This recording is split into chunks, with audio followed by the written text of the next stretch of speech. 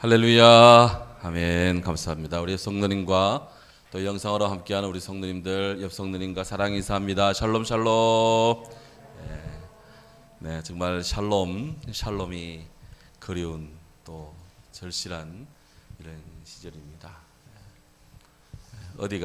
어디라도 안전한 곳이 없다.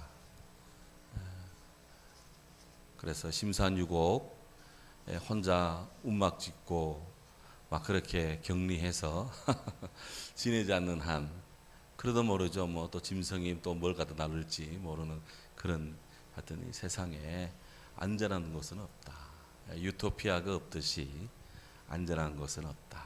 있다면 오직 우리 주님 안에서만 안전한 줄로 믿습니다. 그래서 오늘 이 밤에도 사선을 뚫고 넘어오시는, 예배로 오시는 모든 분들에게 우리 주님이 함께 하심이, 지켜주심이, 동행하심이, 보호하심이 예레미야 녹성벽 보호하시듯이 그렇게 우리 성도님들 지키고 보호해 주시리라 믿습니다. 믿은 대로 될지어다. 아멘. 우리가 이 성령과 함께하는 좋은 교회, 좋은 성도 되기, 예루살렘 교회를 묵상했고 안디옥 교회를 생각했습니다.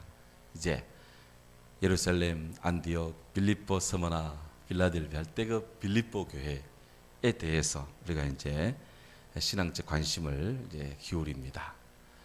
이 빌립보 교회의 복음 전도는 유럽의 복음 전도의 서막을 여는 것이고요. 오늘 본문은 바로 이런 바울의 유럽 전도, 복음이 아시아, 예루살렘, 아시아 땅에서 이제 유럽으로 건너가는 그런 그 여정의 전환,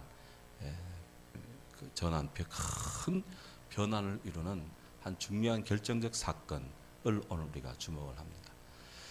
이걸 보면 에베소 교회, 안디옥 교회가 바울과 바나바를 이제 전도 선교사로 파송을 하면서 1차 전도 여행이 1차 진행이 됩니다. 본 것처럼 이 안디옥 교회, 옛날에는 여기가 시리아형에 있는데 지금은 여기가 터키형입니다. 터키 안디옥, 오늘날 시리아 안디옥에서 배를 타고 여기 구브로로 가서 바보를 거쳐 이쪽으로 쭉 가서 여기 안디옥, 비시디아 안디옥을 거쳐서 이고니온, 더베, 다시 순환 반복하는 이런 과정인데요. 이게 제1차 전도 여행이에요. 이 여정에 마가가 구브로 쭉 갔는데 여기서 무슨 일이 생겼는지 동행했던 마가가 나 못 간다고 해서 그냥 되돌아간다고 나자빠졌습니다. 그래서 제2차 전도여행을 갈 때는 마가를 데리고 가자라는 바나바와 안 된다. 한번 결격한 사람은 또 결격할 수 있다. 해서 바울 입장이 갈라지면서 둘이 언쟁을 한번 벌였고, 바나바는 바나바대로 구브로 쪽으로 가서 복음을 전하고 바울은 실라를 데리고 제2차 전도 여정에 나섭니다. 바로 오늘 본문은 이 제2차 전도 여정 속에서 일어나는데요. 먼저 객관적으로 본다면 여기 안디옥, 여기가 이제 선교 센터입니다. 이게 출발을 합니다. 출발해서 타르수 산맥을 넘어, 이 산맥이, 이 시커먼 데는 다 산맥이에요. 이게 이 산맥을 넘어서 이제 여기 다소, 그의 고향 다소를 거쳐서 쭉 루스드라, 이고니온 쭉 가서 이렇게 비두니아, 본두스 이쪽으로 가고 싶었는데 자꾸 성령이 막아요. 여기를 자꾸 막아요. 그리고 무시아 땅으로 내려갔는데도 응답이 없어요. 바울이 머물렀던 장소는 좀 크게 이렇게 좀 표시가 되어 있는데 여기는 머무르지 않아요. 그냥 쭉 가다 보니까 계속 길을 갔는데 드로아까지 갔습니다. 이 드로아, 트로이 목마, 트로이 전쟁이 있죠. 그 트로이 목마가 있던 곳이 트로이입니다. 우리 성경에는 그냥 드로아 이렇게 번역을 했는데 여기까지 갔어요. 바울의 마음속에는 오늘 우리가 이제 생각할 건데 이쪽 아시아 땅에, 여기 아시아로 되어 있죠. 이 아시아 쪽에 복음을 전하고 싶었어요. 성령이 자꾸 어찌된 일인지 전도가 안 되는 거예요. 자꾸 막히고, 이 기록상에 오늘 이 기록상 바울이 누구를 만났다든지 2차 전쟁을 출발했는데 누구를 만났다든지 뭐 복음을 전했다든지 그런 기억이 뭐 거의 안 나오질 않아요. 그래서 쭉 가서 무시아를 지나 빌립보 영역에 딱 드로아 영역에 딱 도착을 했는데 하나님 어떻게 해서 이렇게 전도의 문이 잘 열리지 않나요? 내 마음이 이렇게 늘 무겁고 이렇게 몸이 피곤하나요? 하고 뭐 그런 식으로 있었겠죠. 근데 밤에 환상이 보이는데 바다 건너편 여기가 에게해입니다. 이거 지중해고요. 에게 건너편 이게 마케도니아 영역, 마게도니아 그리스 영역이고 알렉산더가 원래 뭐 그리스 사람이라 하지만 원래는 마케도니아 그리스를 병합해서 알렉산더 제국을 만들었고요. 지금도 이 알렉산더가 그리스 사람이냐 마케도니아 사람이냐 지금도 마게도니아 나라가 있어요. 지금도 어쨌든 옛날에는 로마 시대 때 마케도니아라 그랬어요. 마게도니아. 이 마게도니아 지방의 첫 관문인 이 빌립보라는 지역으로 이제 인도하는 그런 이제 케이스인데 이 마케도니아의 한 청년이 바울이 꿈속에 비전으로 손짓하면서 우리에게로 건너오라 하는 사인을 보내니까 바울이 이것이 하나님이 주시는 그 비전인 줄 알고 우리 성경은 환상인데 환상으로 나오는데 영어 성경에는 비전으로 되어 있어요. 하나님이 주시는 비전인 줄 알고 그가 그 다음날 그냥 이 항구로 가서 배를 타고 사모드리를 거쳐서 촥 이까지 가는데 그냥 1박 2일, 2박 3일 만에 에게를 건너 그야말로 빌립보까지 쭉 들어가서 여기서부터 사도행전 16장에 소위 말하는 빌립보 교회가 탄생하며 쫙 유럽 전도가 이제 시작이 됩니다. 자, 참고로 지난 3차 전도, 3차 우리 성례순례 때는 우리 성도님들이 여기 아테네 쪽에 시작해가지고 고린도를 거쳐서 쭉 해서 빌립보까지 갔다 오는 이 코스 갔다가 빌립보에서 여기 이태리를 건너가서 이태리 또 밑에 폼페이부터 시작해가지고 위에 밀라노까지 그리스를 남북으로 또 이태리를 남북으로 쫙 종단을 하는 바울의 전도 여행을 했었지요. 네.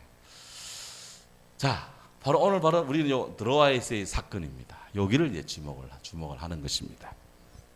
오늘 성경에 보면 성령께서 6절에 보면 성령이 아시아에서 복음을 전하지 못하게 하시거늘 그랬습니다.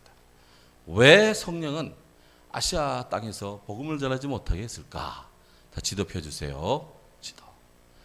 언뜻 딱 지도만 딱 놓고 보면 여기는 그리스의 한 반도의 오른쪽 우측 측면이고 여기는 아시아를 비롯한 땅이 엄청난 큰 땅이 여기 오늘날 터키에 있지만은 이 아시아의 거대한 땅이 이렇게 있습니다. 우리는 아시아 그러면 아시아 대륙을 생각하고 또 어떤 분은 아시아 자동차 생각하는 분도 있겠습니다만은 하여튼 아시아 그러면 거대한 5대양 6대주 중에서 제일 큰 땅덩어리를 우리는 생각을 하는데 로마 시대 때 아시아는 어디냐? 여기입니다. 여기가 아시아 영이에요. 우리 경상북도 같이 아시아 도가 여기 있습니다.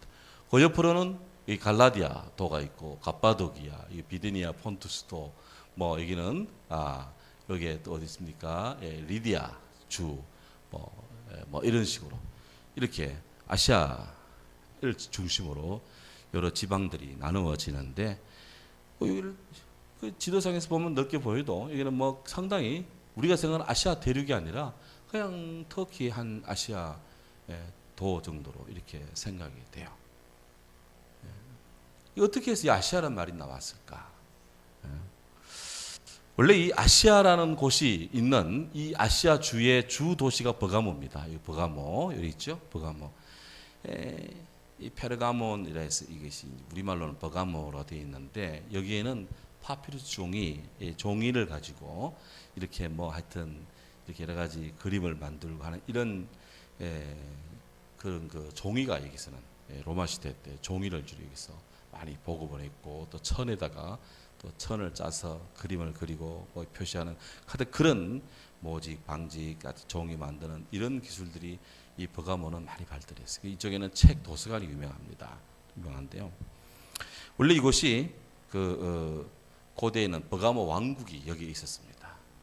근데 버가모 왕국이 BC 133년에 이 버가모 왕국을 로마에 갖다 바쳤어요.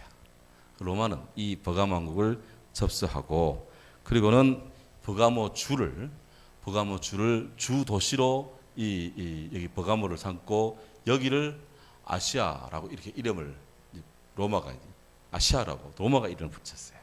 아시아라고. 근데 이 아시아란 말이 어디서 나왔냐면은 옛날 헷 족속, 히타이트 족속. 그러니까 고대 시대 철기 문명을 제일 먼저 썼던 족속이 헷 족속, 히타이트 족속인데요. 이 헷 족속의 언어로 아수아라는 언어가 있습니다.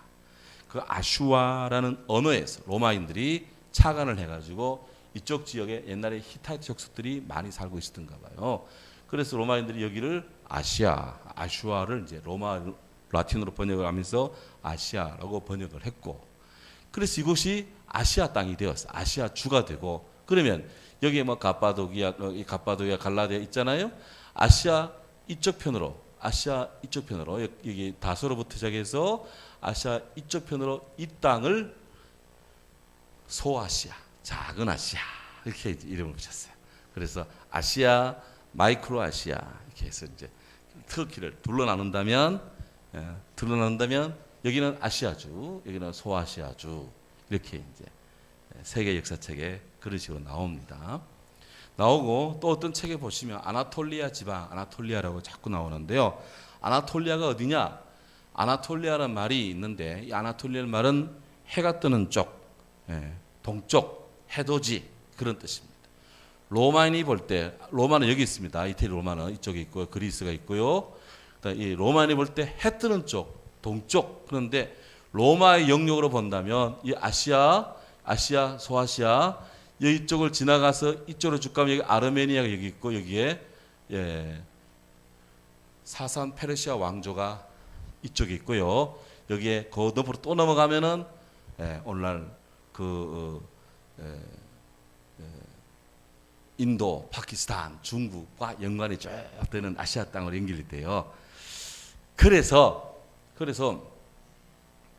이쪽에 여기 이 로마는 이 동쪽의 땅 해가지고 이 동쪽에 해돋는 쪽 해서 이 터키 전체를 아나톨리아라고 하고, 직접적으로는 터키 이 그리스의 동쪽 해안가 여기 요 해안가 여기 뭐 에베소, 드로아, 여기 서머나 등등 요런 요쪽 동쪽 해변가 여기를 고대 시대 때는 아나톨리아로 했고, 또 시간이 지나면서 오늘날의 터키 전역을 아나톨리아라고 했습니다.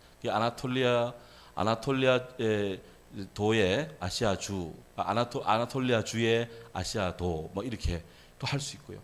막 그런 식으로 했어요. 지명이 이제 나오면은 그런 식으로 아나톨리아 하면 오늘날 터키 하고, 아시아 그러면은 아시아 그러면은 이제 오늘 우리가 보는 바로 이 드로아 항구를 중심으로 하는 버가모 지역 여기를 아시아라고 한다. 이렇게 이해를 하시면, 왜 하나님께서는 이 바울은 이 아시아의 복음을 전하고 싶었는데 왜 하나님께서는 아시아의 복음 전도를 막으셨는가? 왜 복음의 문을 활짝 열지 않으셨을까? 바울이 제2차 선교 전도 여정에서는 몰랐어요. 몰랐는데 그가 드로아에 딱 도착을 하니까 그때서야 알게 되었습니다. 하나님이 비전 속에, 환상 속에 바울이 아시아 전도를 막으신 이유가 나오는데, 그것은 다름 아닌 바로 마케도니아로 건너가서 복음을 전하라 하는 하나님의 뜻이었어요. 아시아 땅의 전도 귀하지만 이미 아시아권에는 나름대로 여기 보면 예루살렘부터 시작해서 다메섹, 안디옥 하면서 이렇게 좀 어느 정도 바울이 지나가면서 복음의 영향이 좀 뿌려지는데, 아직 빌립보를 비롯한 그리스 땅, 유럽 땅에는 아직 복음이 전해지지 않은 그런 그 복음의 불모지 또 황무지거든요. 그러니까 하나님께서는 아시아에도 복음이 필요하고 또 유럽에도 복음이 필요해서 바울로 하여금 유럽 전도를 시급히 시키고자 그의 전도의 행렬을 막으셨다 하는 것입니다. 자, 그래서 하나님 앞에 그런 문제가 있을 때는 기도하겠죠. 어떻게 할까요? 라고 했더니 오늘 성경에 보면 밤에 환상이 그에게 보였다. 9절에 마게도냐 한 청년이 청하면서 칭 이리로 건너오라 하며 손짓을 한다는 거예요. 자, 여기 바로 이 꿈과 우리 바로 환상이 할 때 during the night Paul had a vision of a man was a man 이거 철자가 틀렸네 man of 마케도니아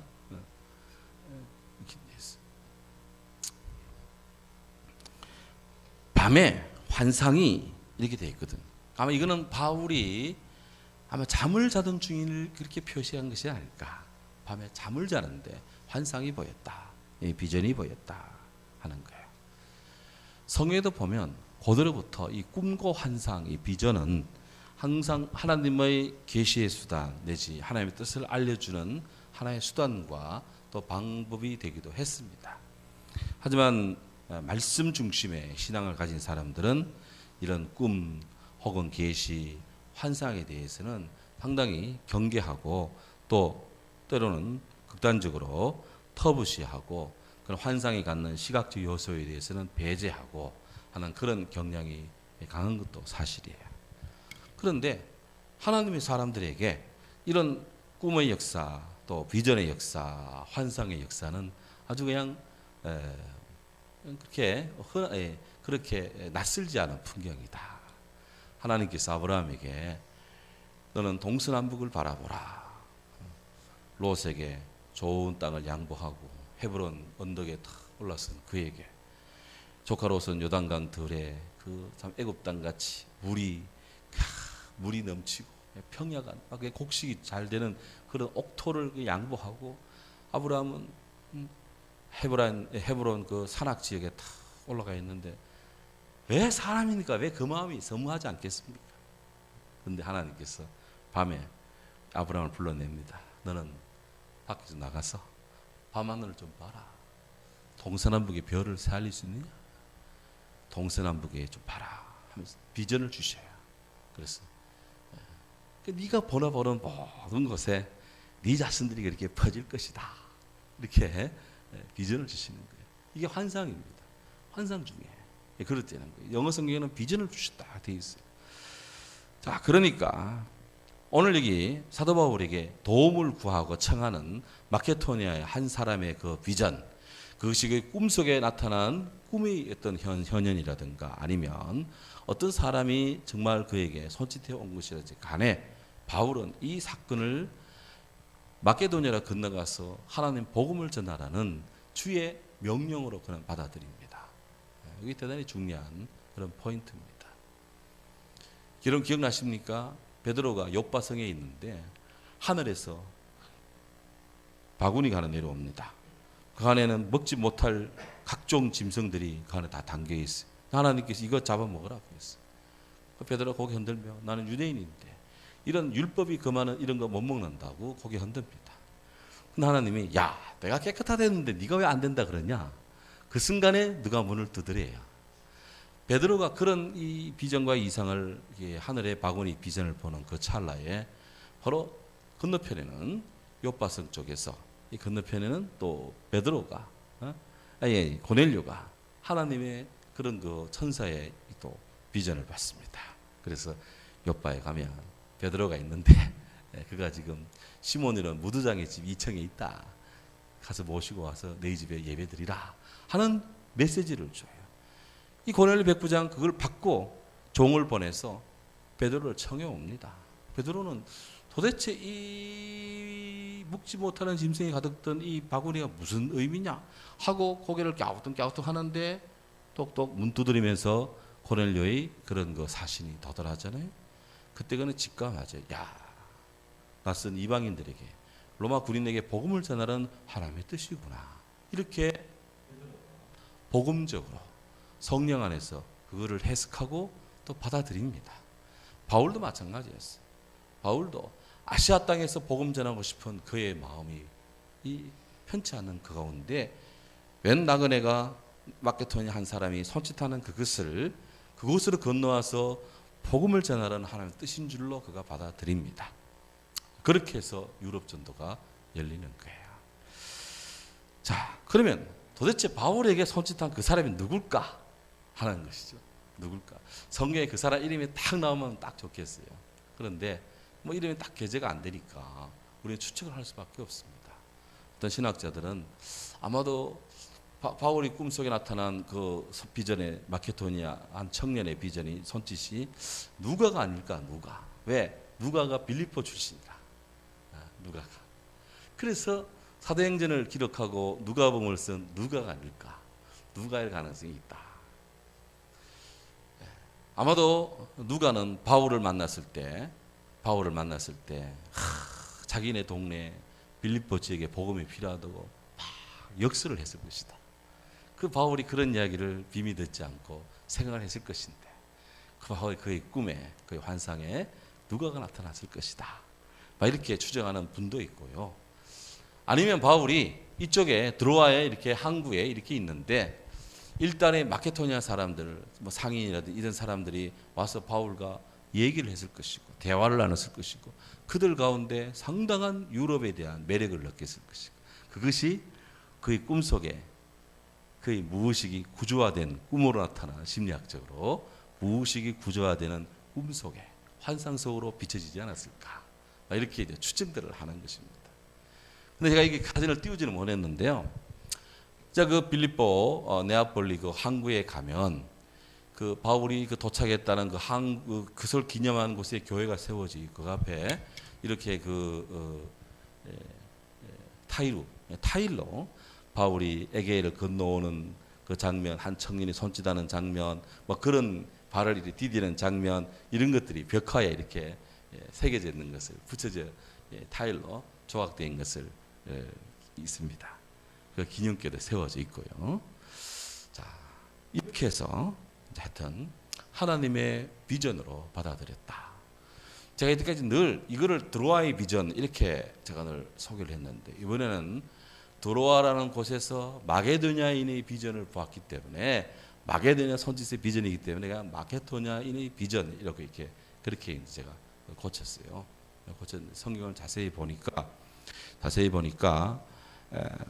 바울이 마게도냐 한 사람의 비전 막 이렇게 되어 있어요. 그래서 드로아의 비전보다는 마게도냐의 비전이 더 맞겠다라고 해서 생각을 제가 고쳤습니다. 요는 우리가 주 안에서 한번 따라하시죠. 주 안에서 비전을 품자. 예, 중요한 것 복음을 위한 주님 안에서의 비전이 필요하다. 비전. 2019년도 서울시 중학생 진로조사를 했는데요. 중학교 3학년 학생들을 두고 여론 내지 인식 진로에 대한 인식 여론조사 이렇게 했는데 놀랍게도 서울시 중학생 약 중3 40%가 장래 희망이 없다. 중학교 3학년의 40%가 장래 희망이 없다는 거야. 물론 아직 나중에 정해지겠지만 희망이 없다. 그래서 그러면 뭘 원하냐? 라고 이제 물었대요. 그럼에도 불구하고 뭘 하고 싶냐? 물었더니 희망순위 1순위가 공무원이었어요. 2순위가 건축 설계사, 또 게임 개발업자, 공학연구원 이 정도고 3순위가 문화예술, 안무가, 가수, 배우를 하고 싶고 4순위가 법조인, 의료인, 의사선생님 되고 싶고 5순위가 인문계 전문직, 관로에서 광고기획사, 대기업 사무직 등등 6순위가 운동선수, 골프선수, 축구선수 7순위가 방송 제작, 드라마 PD 이런 거 등등 이렇게 이제 가는 거예요. 이제 목사는 없더라고 여기 보니까. 야, 그나마 있다는 사람들이 그렇고 나머지는 아예 이런 꿈도 안 꾸고 있다는 것이죠.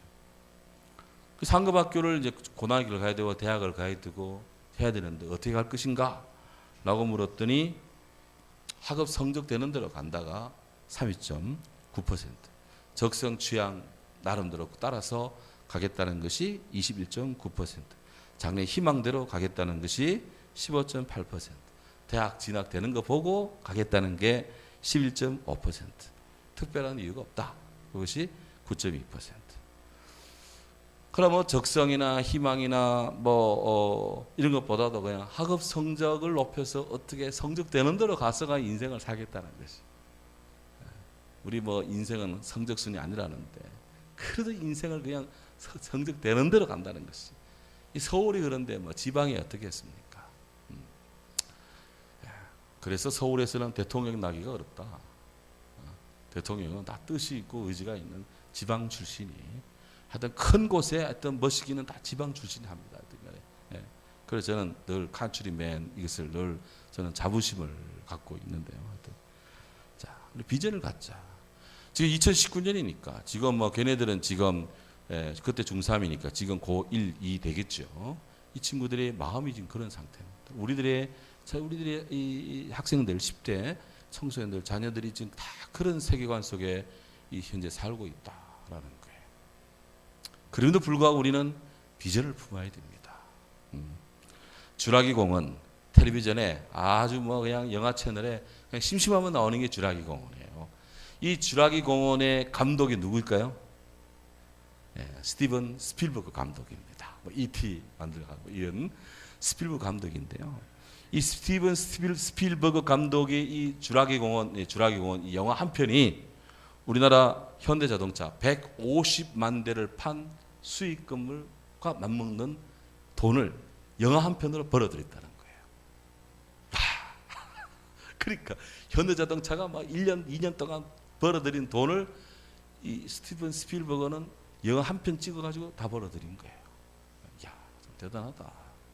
근데 그가 그냥 이렇게 성공했느냐? 그건 아니라는 것이죠. 이 스티븐 스필버그 케이스 같은 경우에 8살 때부터 영화에 대한 관심이 있었대요. 그래가지고 뭐 자기가 어떻게 찍은지 몰라댔던 막 자기 개인 영화도 찍고 막 그랬는데 그가 17살 되었을 때 미국 LA의 유니버셜 스튜디오 세계적인 그런 그 관광지자 또 영화 제작소이기도 하고요. 거기 가면 뭐 아주 어마어마한 그런 그 땅에 뭐 여기는 뭐 주라기 공원 만드는 세트가 뭐 있고 뭐 이쪽에 가면은 뭐 그 터미네이터 코너도 있고 뭐 하여튼 곳곳에 우리가 보는 영화들 만든 세트장이 곳곳에 있어요. 그걸 다 돌아보려고 하면 뭐 하루 종일 다녀야 됩니다. 줄 서서 기다려야 되고 막 그런데요. 그게 그가 17살 때 처음 그곳을 방문을 했대요. 방문을 해서 이것저것 기우 하는데 신기하잖아요. 영화를 만드는 그런 세트장 그런 것들이 그 안에 다 이렇게 되어 있어요. 근데 그 중에 그 실버저라는 그 영화 편집자를 이제 이렇게 인사를 했대요. 그러면서 근데 다른 사람들은 인사해도 뭐 영화 제작사들은 뭐 이렇게 뭐 살갑게 대해주지 않는데 이 실버저라는 사람만은 이 스필버그가 인사를 딱 하니까 반갑게 이렇게 인사를 받아주더래요. 그러면서 자기도 모르는 순간에 스티븐 스필버그가 저는 8살부터 이 영화에 관심이 있었고요. 제가 이런 개인적인 영화도 제가 찍었어요. 이렇게 19살 소년이 그 실버저라는 영화 전문 편집인에게 자기 꿈을 이야기를 했대요.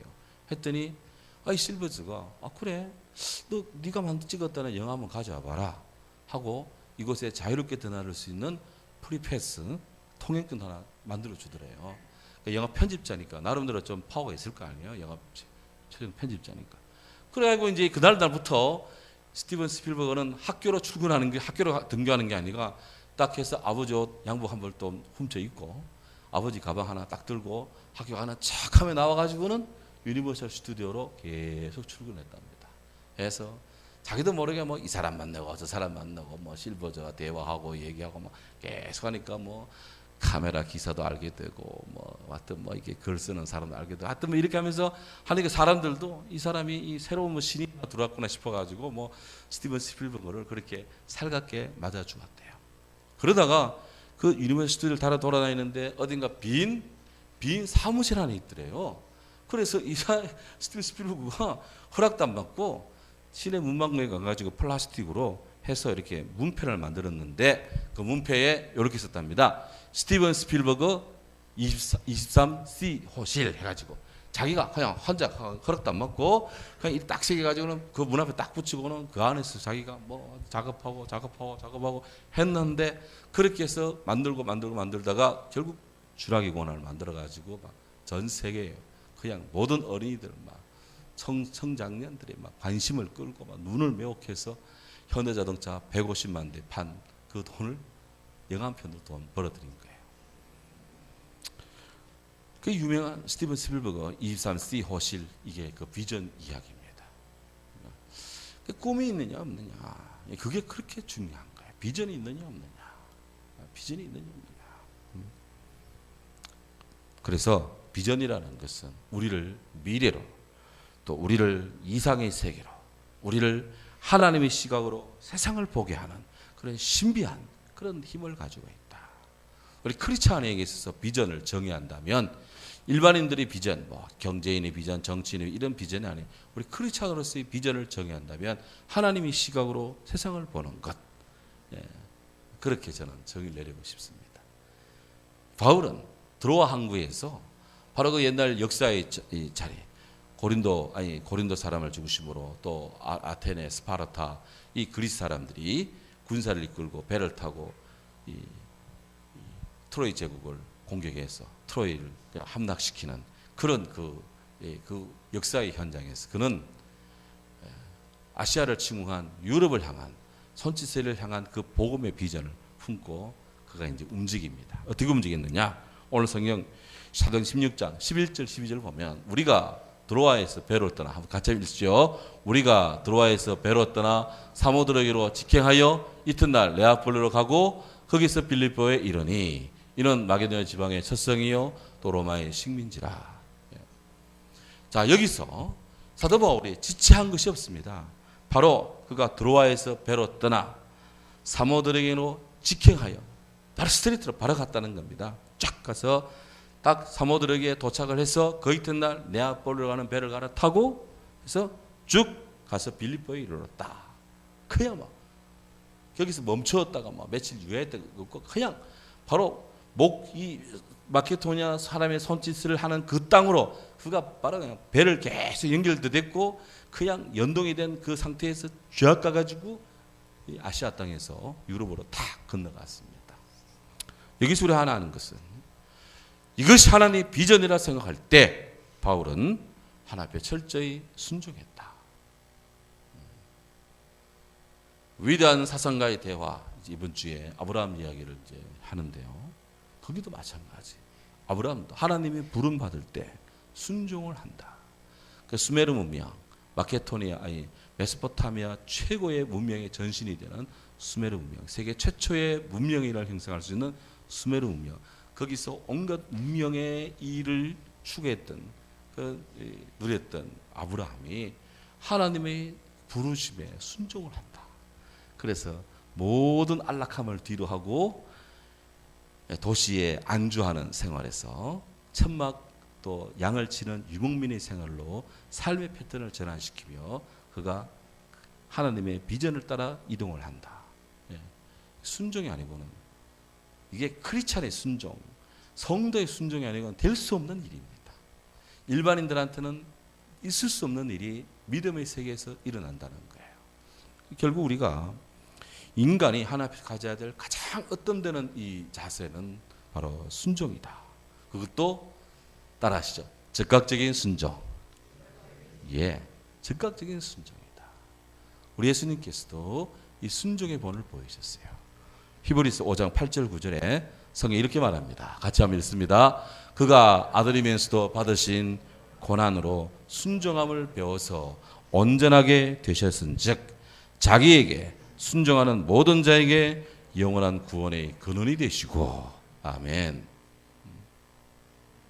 예수님도 순종을 배우셔서 주님이 순종하셨고 자기를 따르는 모든 자들에게 당신이 순종의 본이 되었고 그리고 영원한 구원의 근원 뿌리가 되고 원천이 되셨다. 그 결국 주님의 원천에 주님의 능력에 주님의 이 역사에 우리가 주의 은혜를 받고 싶으면 우리도 주님이 순종한 것처럼 우리도 주님께 순종해야 된다. 믿습니까? 바울은 비전의 하나님의 비전을 마게도니아의 비전을 하나님의 뜻으로 알고 거기에 순종합니다. 했더니 배도 제대로 열리고 길도 열리고 그에서 막 순탄하게 목적지에 딱 도달하는 거죠. 순종의 역사다. 두 번째, 이것은 한마디로 목적이 끄는 삶이었다. 지금 바울이 왜 지금 드로아에서 이렇게 아시아권을 왜 기웃기웃하고 왜 그렇게 했습니까? 그거는 복음을 전하고자 하는 지금 순례 중입니다. 복음 전도입니다. 복음 전도 여정 속에 아시아의 복음을 원했지만 하나님은 막으셨다는 것이. 그게 결국 그 바울이 지금 왜 지금 긴 여정을 다니느냐? 주의 복음을 땅 끝까지 이르러 전하라는 예수님의 그 사명을 지금 대위임을 이루고자 하는 바울의 마음의 순종이죠. 결국은 이거는 복음 전도라는 사도의 목적, 그가 사도로 부름받은 주 목적이 복음을 전하는 것이다. 결국 그 복음 전하는 목적에 그가 이끌려가는 목적이 이끄는 삶, purpose driven life, 목적이 이끄는 삶을 그가 살았다 하는 것입니다. 이런 면에서 바울은 요즘 유명한 말 비저너리. 앞으로 이 말을 자주 들으실 건데요. 우리 한번 하시죠. 비저너리. 비전으로 세상을 보고 비전으로 삶을 사는, 하나님이 비전 안에 사는 비전의 사람을 비저너리입니다. 바울은 복음의 비저너리로, 선교사로, 사역자로 교회를 개척하는 사람으로 그렇게 순종하며 살았는데, 그 바울이 오늘날 현대 기독교의 정치적, 신학적 모든 것에 이런 그 토대를 놓고 예수님 안에서 그가 이렇게 참 세계적인 이름으로 날릴 줄 누가 알았겠습니까? 역시 비전 속에 생명이 있다. 우리도 비저너리로, 복음의 비저너리로 살자. 오늘 이런 꿈을 가지고 우리들의 남은 인생 복음의 역사하고 헌신하는 그런 그마다의 전문가, 또 거기에 헌신하는 모든 삶의 이적이 되기를 소망하는 자에게 이런 길이 열리고 주의 역사가 함께할 줄로 믿습니다. 아멘. 장가도 통성으로 우리